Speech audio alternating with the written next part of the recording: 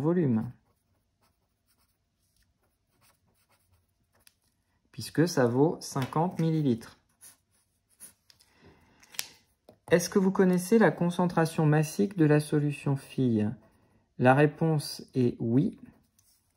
Alors, je vais prendre une solution, la 5 par exemple, et je vais appeler ça CmKMnO4 5 pour solution numéro 5. C'est mon exemple. Vous pouvez prendre bien sûr une valeur différente pour vous entraîner.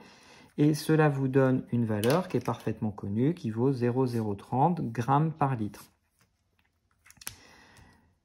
Vous voyez bien que vous avez 3 grandeurs parfaitement connues et vous avez une grandeur inconnue. Vous réalisez une solution par dilution. Je renote ça en rouge, c'est le petit raisonnement que vous devez maîtriser sans problème. Cela signifie que la masse du soluté, ici je le cite, KMnO4, est constante lors de la dilution. Ce qui se pose par la masse de KMnO4 qui est égale à la masse de KMnO4. Si j'écris ça, je n'ai absolument pas fait avancer le problème. Il faut que je rajoute que ici c'est pour la mère et là c'est pour la fille.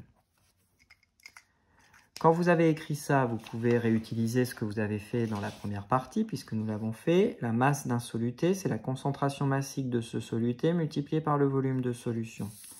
Je peux réécrire ici que la concentration massique de KMnO4 de la mère, c'est-à-dire 0 multiplié par le volume de solution mère,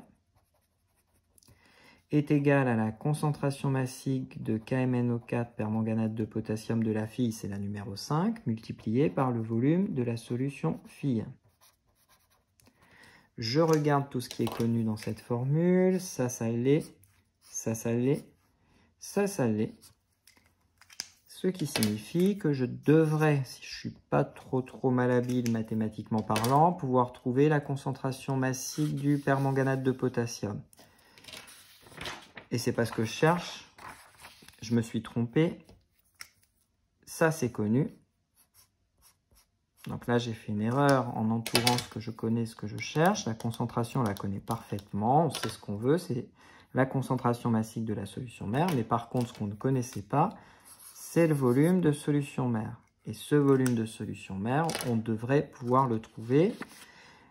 Pour ça, il faut manipuler la formule que nous avions. Je quitte le stylo rouge pour vous montrer que le passage est nettement moins à retenir, mais ça y est, on s'en est tiré de la partie la plus compliquée. Le volume de solution mère est égal à la concentration massique de permanganate de potassium pour la solution fille, c'est-à-dire la 5, multiplié par le volume de solution, dont on a déterminé la valeur, divisé par la concentration massique de KMnO4 pour la solution mère. Je vais, comme à chaque fois, analyser les unités pour être sûr qu'on ne raconte pas de bêtises. Les concentrations massiques sont toutes données en grammes par litre dans ce sujet. Ça va me faciliter la vie. Et le volume de solution, lui, est donné en millilitres, c'est 50 millilitres. Soit je me casse la tête à convertir ce volume, ce qui a déjà été fait, donc ça devrait aller, mais soit je le remplace par le volume en litres, soit je le laisse en litres. La raison pour laquelle j'ai le droit cette fois-ci de le laisser, c'est que toutes les autres unités se simplifient. Et par conséquent, si je le mets en litres, mon volume de solution mère sera en litres. Si je le laisse en millilitres, mon volume de solution mère sera en millilitres. On se doute bien que si on prend 50 ml de solution fille, la solution mère, il en faut moins. Donc autant laisser en millilitres. Cela me donne une concentration massique de 0,030 multiplié par un volume de solution 50,0, et je vous rappelle que j'aurai un résultat en millilitres, divisé par les 0,200 de concentration massique de la solution mère, ce qui donne 0,030 fois 50 divisé par 0,2, 7,5. Je n'ai le droit qu'à 2 chiffres significatifs et l'unité, c'est en millilitres. Nous avons bien réalisé ce travail. Et nous allons pouvoir passer maintenant à la partie à proprement parler protocolaire.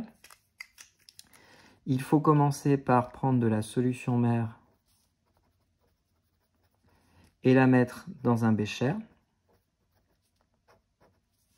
Une fois que vous avez mis votre solution mère dans ce bécher, vous devez prélever avec 7,5 ml. Ça ne sera sûrement pas avec une pipette de 5 ml. Ensuite, si vous prenez une pipette jaugée de 10 ml, c'est génial parce que c'est super précis, mais ça ne vous permet pas de mesurer 7,5. Donc, il vous reste prélevé avec pipette graduée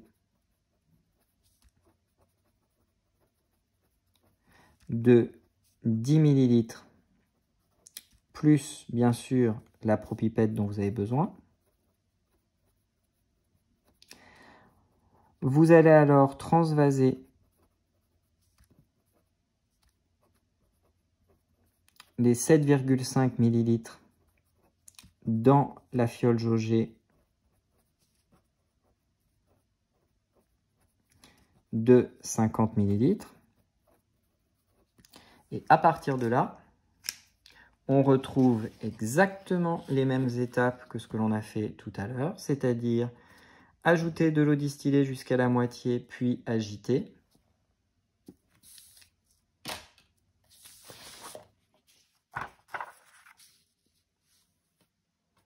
Ajouter de l'eau distillée quelques millimètres sous le trait de jauge, puis agiter.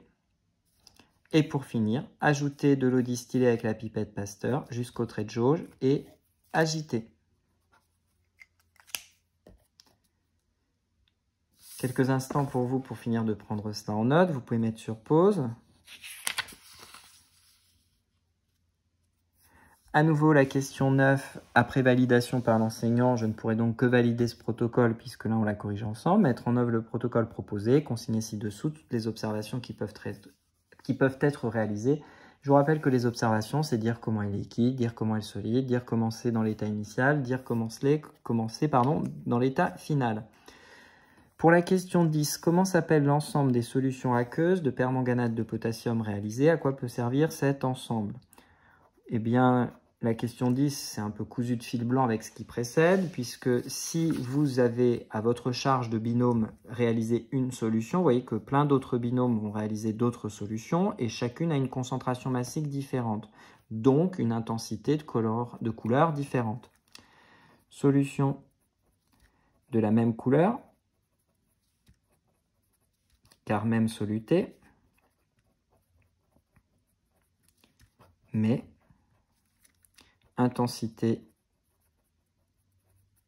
couleur différente. Ça se traduit par l'expression échelle de teinte.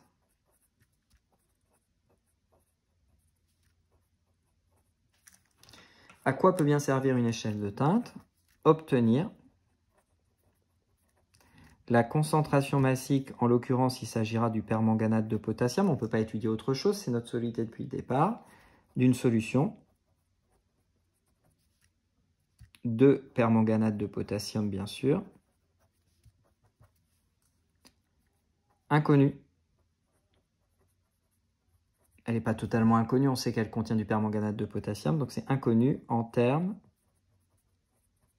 de concentration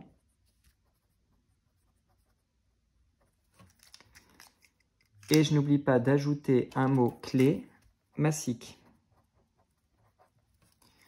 En effet, en seconde, on a une seule concentration au programme, c'est ce qu'on appelle la concentration massique. Et pour ceux qui iront en première spécialité, vous verrez qu'on découvrira la concentration, ou du moins vous découvrirez la concentration molaire en soluté. Pas très compliqué, quand on a bien compris et appris son programme de seconde avec la concentration massique. On arrive alors à la partie grand 2, petit 1, présentation du cristal de Condy et de la solution aqueuse à étudier. Ben oui, si on a fait tout ça, c'est pour étudier une solution particulière, solution aqueuse de cristal de Condy. Et l'idée, c'est de prendre un sachet qui est vendu en pharmacie. Sur ce sachet figure l'information 0,25 g. Une solution aqueuse a été préparée à partir de ce sachet par dissolution du contenu de ce même sachet entier dans une fiole jaugée de 1 litre. La solution aqueuse obtenue a été diluée 10 fois avant d'être dosée par étalonnage. Ça tombe bien, on vient de créer l'échelle de teinte permettant de faire ceci. Nous aurions pu préciser dans la question précédente, et puisque je vois l'expression et je la vois avec vous là à l'instant, tout ce qu'on vient de rédiger ici dans la question 10, ça s'appelle un dosage par étalonnage. Toujours bien de montrer qu'on sait les termes exacts et que l'on maîtrise le vocabulaire scientifique.